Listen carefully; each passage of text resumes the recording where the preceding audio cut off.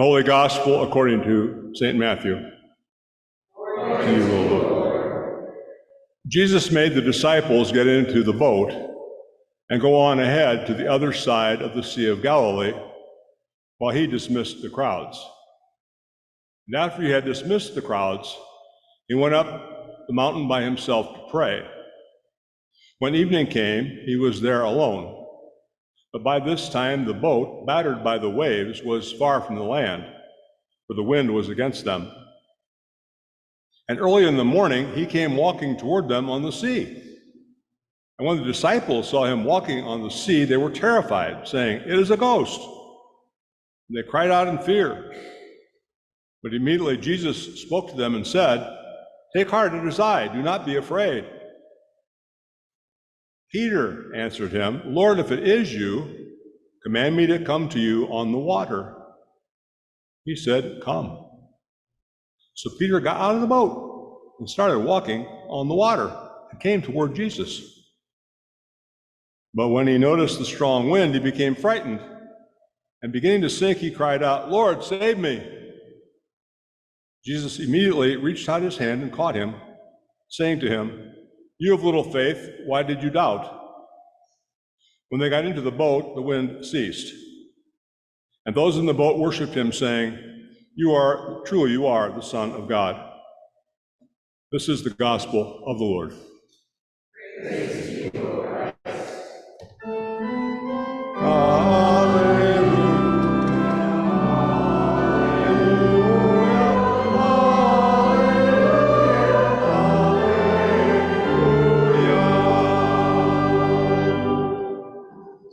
Please be seated. Now, some of you may wonder why it is for the last few weeks we all look shorter. There's a step back here that's folded up, and it's much more convenient for me, anyway, getting up and down one little step, so I'm grateful for that. Last week I started a two-part sermon, and if you weren't here, it's okay because, well, I'll pick up where I left off.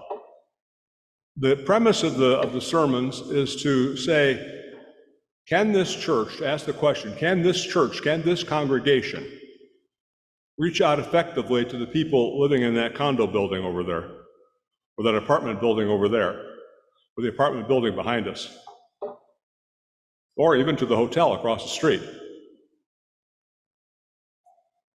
I spent the first 10 years of my ministry in suburban Pittsburgh, Pennsylvania. And during that time, I was a charter member of a group called Pittsburgh Performing Arts Ministries, PPAM, we called it. We were a mixed collection of singers, musicians, actors, clowns, and other persons who made use of the performing arts in our church ministries. PAM, as it was commonly called, had a badge that featured the letters across the top and two tiny little bare feet below it. And the slogan for the group was "Beautiful Feet." The scriptural citation referred to originally were words spoken by the prophet Isaiah. "How beautiful upon the mountains are the feet of the messenger who announces peace, who brings good news and announces salvation, who says to Israel, your God reigns." And we heard these same words modified and used by St. Paul in our reading from Romans today. And how are they to hear without someone to proclaim him? How are they to proclaim him unless they are sent? As it is written, how beautiful are the feet of those who bring the good news. At one of our early, maybe it was the first PAM retreat we had, we tried to think of different ways to make our feet beautiful. Some suggested just getting a pedicure. Others thought multicolored nail polish might be fun. Now, that was before any of this came up. In our time, that's not unusual, but this is back in the 1980s. This is ancient history. Others suggested colored socks, or even colored shoes, or colored shoestrings. And all these things were made available. A variety of nail polish was there. There were colored socks galore. There were also multicolored shoestrings, as well as gym shoes of different hues. I had my clown shoes, which were about this long, and so I was set. So after a time of preparation, we were let out of the building on our beautiful feet. And we were told to go up and down the street singing and chanting, "Good news, good news," which we did for about a half hour.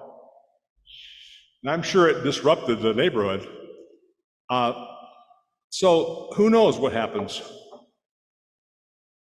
You may recall that last Sunday I raised this point about going out to reach to the nuns of a different habit in the surrounding condo and apartment buildings. I was referring to those people who, when they take a survey about their religion, which they prefer, they say none. And so they are called the nuns. And they may live right here in our neighborhood.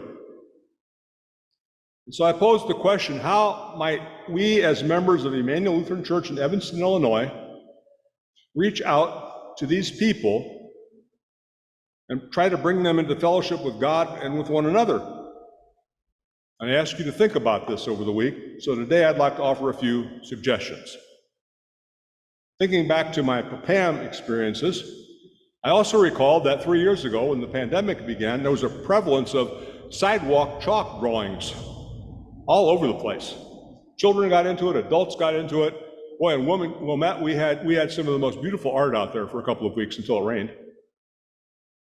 Well, what if we took sidewalk chalk and made footprints coming from the doorway over there of that big building and brought them over the front door of our church?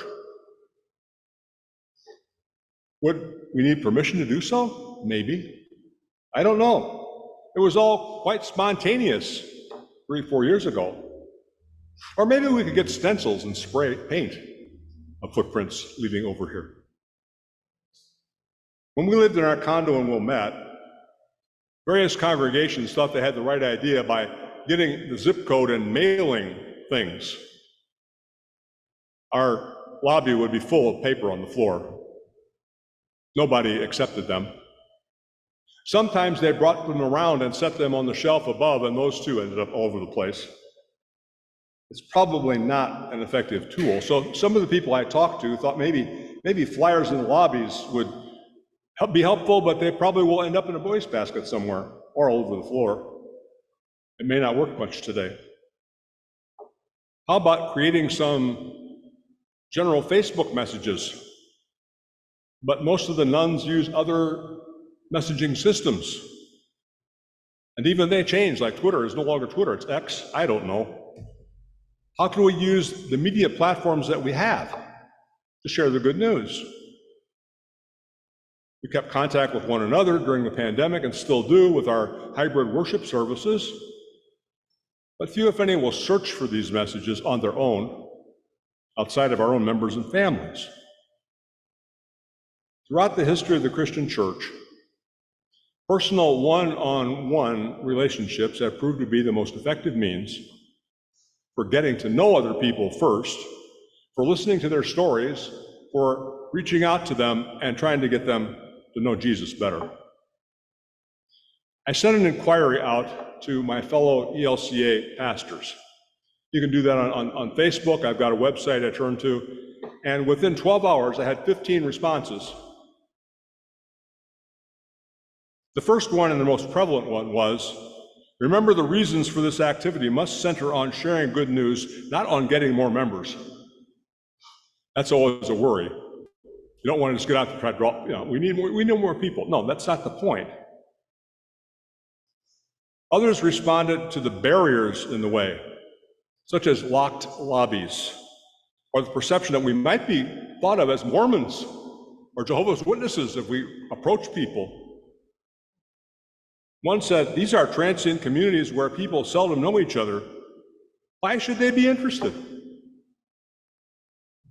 One of my long ago classmates from Wartburg Seminary wrote of living in an apartment building after retiring. He found that, as he said, most folks seem content to come and go without interaction. Relationship, he wrote. If you are folks in your congregation who do not have any of these relationships with these people in the apartments or condos, I don't even know how you would begin. We found the same thing to be true in our condo in Wilmette. Now, because I took newspapers around on Sundays, at least I got to know where a few people were. And we talked with several people from our balcony. We had the balcony facing the parking lot. We don't say hello to people. We sat out there often, especially during the pandemic when some people were at least going to work occasionally. I still hear from one couple, in fact. I'm having lunch with another person, the other person from the other building that used to hand out newspapers. Out of the result of that, I did, witness for one person that they were a citizen of the United States. I witnessed a wedding of another. I helped with a funeral of another neighbor, and I still hear it from a couple of them. Relationship, relationship, relationship. That's the key. Another colleague suggested posting events on an outside bulletin board. It has to face the right way. I know of one church that does a really good job of posting everything that happens, but the board faces away from the predominant traffic and is seen by a few people. My sister-in-law's church in Aurora, wow, they invested in this huge electronic signboard. It sits in a courtyard facing out onto the street. They put everything and anything up there, everything the church is doing. I wonder if it's worth the investment. I don't know how effective it is. Other ideas included hosting a community meal or hosting a food truck in the parking lot. One suggested a block party, but this is a very busy intersection here. But maybe just this block. Maybe spread out what we do across the street to that little parklet over there. And it would be an area seen by the big building over there, Goliath, I call him. Set another contact building managers and see how he might reach out. One idea caught my eye that might help here was to talk to the nearby campus pastor. Many of us know Deanna Langley. She'd be happy to share how she works with students in the dormitories, because it's very much the same thing. You may have other ideas, and I hope you do. That's why I've been offering this challenge to have these beautiful feet, to share the good news. And we're never alone. God reminded Elijah, hey, Elijah, you're not alone. There are others on your side in this. You don't need the roaring wind or a booming voice. You need just out of the still silence, words of reassurance. I am with you always. What if it just doesn't work and we start to sink into the sea? Well, Peter found out about that, didn't he? I've always wondered how far he sank. Most paintings that have him just maybe up to his waist. There's a current one where you see a hand reaching up to the water and another hand reaching in barely. But the thing says that Jesus invited him to come out onto the water, as he invites us to get out out into the world to give the good news. But when he noticed the strong wind, he became frightened, and beginning to sink, he cried out, "Lord, save me." And the Lord didn't say, "You got to do this, this, or this, or this first." Jesus reached out and pulled him up immediately. And then he kind of asked, what little faith you have. Why did you doubt? That's what Jesus said, but after he reached out. Hold on to this as you consider what might be done in this situation or anybody else that you encounter, even where you live now. You've already done much. That's what I love about this congregation. The Sunday breakfast, the winter farmers market, they're visible things in the community. The things you do on the whatever Sunday that's called. I can't think now. God's work our hands. Yeah. Those are visible things, and they know this is the congregation doing it. So reach out, and the Lord is still there to pull you up. The Psalm reminds us today, steadfast love and faithfulness have met together. These are the things that God brings to us. Righteousness and peace have kissed each other. Faithfulness shall spring up from the earth, and righteousness shall look down from heaven. We'll have help. Righteousness shall go before the Lord, and shall prepare for God a pathway. So I urge you, put on your beautiful feet. Trust in the Lord and go forth. Each in your own way, as you recognize your own gifts. And share the good news in word and deed. Amen.